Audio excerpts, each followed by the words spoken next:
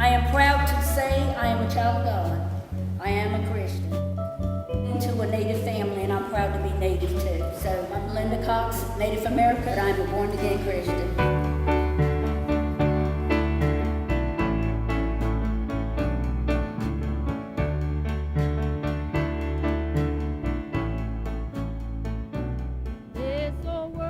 I think as I have come to understand my own identity as a Christian and as a Lumbee, I have thought about the values that make Christianity such a powerful religion, the idea of history, the idea of storytelling that's an important part of the Christian community and the Lumbee community.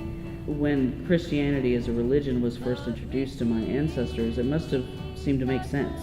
And of course, over time, as more and more people died as a result of disease and warfare and slavery, and a lot of knowledge of indigenous religious traditions was lost, Christianity just supplanted it and has been a real unifying force for us.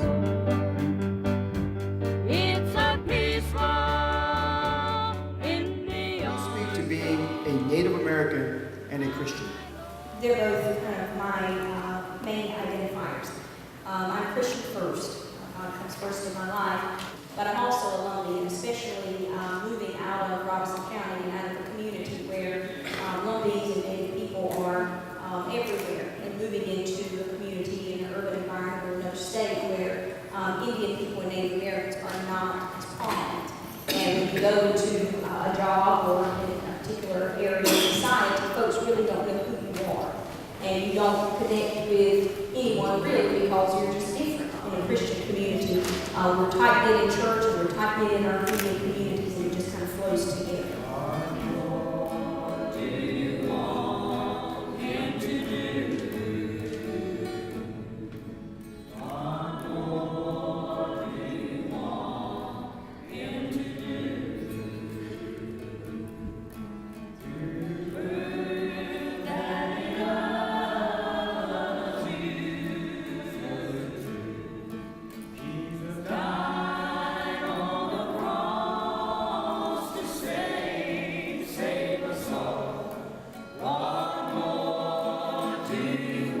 Powwow music and Christian music are divinely influenced, I think.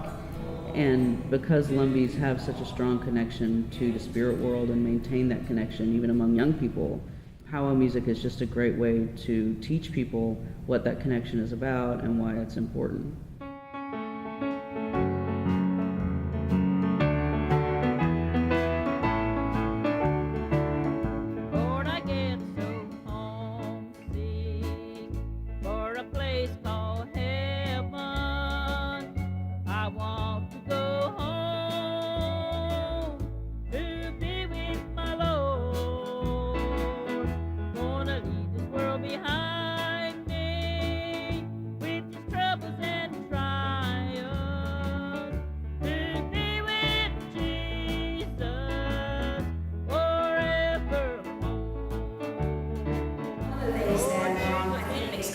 Unique to Native people is that it was a uniting force because of the instruments and certain type of instruments that they were raised playing and using, and what they had or lack of instruments that they didn't have.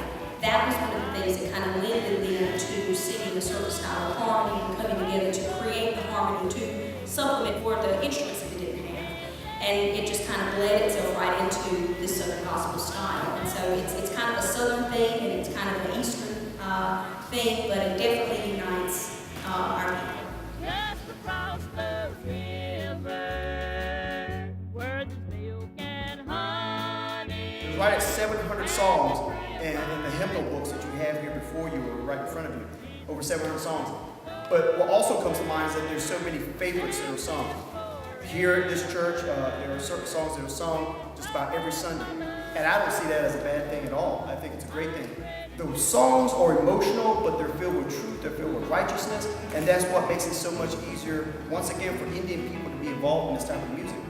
We have new songs that are coming about, and I'm going to ask you right now, the songs that are coming about and that are being created and composed, how do you compare them to the old hymns that are continuously sung at this church and many other Native churches down in Carolina and here today. You know, sometimes when we don't talk about things, they slip away without us noticing. And there's no reason not to embrace all the change that's occurred in Lumbee Christianity and Lumbee music, but we can also appreciate the things that haven't changed.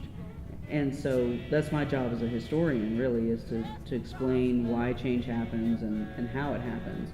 And so I've just felt like this event today fit perfectly with my goals as a historian, but also my goals as someone who really cares about preserving and telling people about Lumbee tradition. So it was a huge honor for me to be able to participate.